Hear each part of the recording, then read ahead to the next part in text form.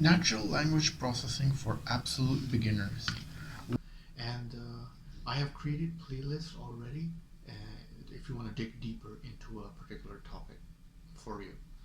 Also, I am enclosing inside the video's description box link to my website, uh, which is from an old website, so a detailed list of everyday videos that I make, that I have made, and take the viewing pleasure from there because it's much easier. You can't show all the videos on the YouTube platform, so I've created a website where you can see anything you like at a click of a button. Well, NLP offers an advancement in interpreting, reading, and hearing the human oriented data to extract sentiments and outcomes from it. Machine learning projects. Before diving into the definition of natural language processing, it is extremely important to explore why it came into existence. Our personal computers communicate in a language known as machine language. Unlike human natural language, a machine language uses a series of zeros and ones, often called bits, to communicate to the outer world, and is vaguely puzzling for humans. To bridge this gap, it was necessary for machines to act and talk like humans, and hence NLP, natural language processing, was invented to offer intelligent human to machine interaction. What is NLP? Natural language processing is a subset of artificial intelligence. Computer science and human linguistics processing provide the ability for computers and machines to understand, process, and acquire significant insights from human natural languages. So it takes a raw form of binary data and converts it into human readable interfaces.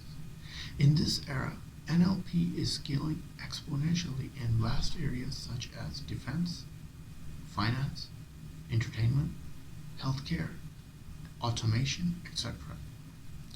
The significance: regularly homologous amount of data are generated in the system in real time using transactions, sensors, devices, etc. The generated data is highly unstructured data. So NLP allows us to make this data manageable, less ambiguous, and analyze the data at a much faster rate compared to humans. For instance, NLP offers an advancement in interpreting, reading, and hearing the human-oriented data to extract sentiments and outcomes from it. Applications that are used. The significance of NLP is better understood by exploring its real-life applications. Social media analysts measure and classify sentiments over online data so that we can target toxic comments and cyberbullying, forecast and analyze major influences driving the social media community. So it censors out all the toxic elements. Companies also use sentiments to track their products or services behavior in the market. Text analytics are employed in organizations to identify customer dissatisfaction and classify the customers so the company can implement improvements and serve their consumers even better. Fraud analytics is another example, is used to document search and banking systems, restrict and detect fraudulent behavior, etc. Multinational companies use NLP to detect and classify unusual activities, for example, how to our mailing systems such as Gmail, and categorize spam emails in your inbox. Another example, speech interfacing to understand and act on speech prompts given by humans. Virtual agents like Microsoft Cortana and Amazon's Alexa use their speech recognition and NLU techniques to create shopping lists, give you weather updates, etc. Machine translation using NLP is used to auto-translate source language to another desired language, such as Google Translate, for instance. And lastly, digital marketing campaigning exploits data-driven NLP methods to automate and dig into customer target audience portfolios, social media market research to build their content strategies, for example, chatbot assistance as a recommender. Now I'm going to get into NLP libraries and techniques. NLP is effectively implemented using programming languages such as Python and R. Let's look at some common ready-to-use packages libraries used for NLP and R and Python. Check my videos on Python as well. R libraries is a text mining library which is used extensively to perform data pre-processing and mapping techniques. Houses various functions and texts and metadata analysis. R language contains functions to perform statistical analysis on the textual data. It provides built-in functions to implement correlation regression techniques, for instance. DPLYR is a data manipulation library that offers functions to filter, arrange, and sample the dataset so it smooths out data manipulation and processing. LSA library is used to perform latent semantic analysis in R. Decomposing a document feature matrix is an exceptional feature of LSA which clearly represents semantic behavior of the data. Now I'm going to get into Python libraries. NLTK Natural Language Toolkit, as the name suggests, is an essential toolkit for numerous NLP tasks ranging from parsing, stemming, up to classification and clustering. Core NLP library is one of the fastest libraries for NLP written in Java.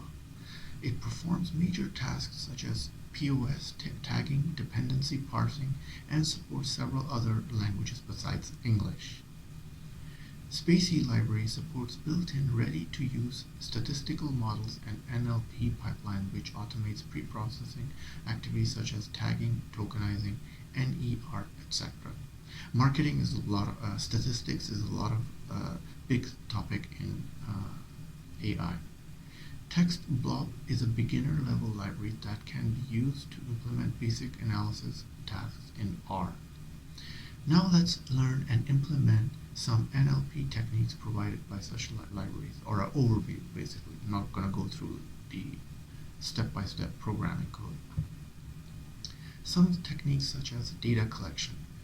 The data collection is something that you have to do for Python or R because you have to implement, ask questions, and then come up with a wrangling of data and then visualizing and understanding and the output.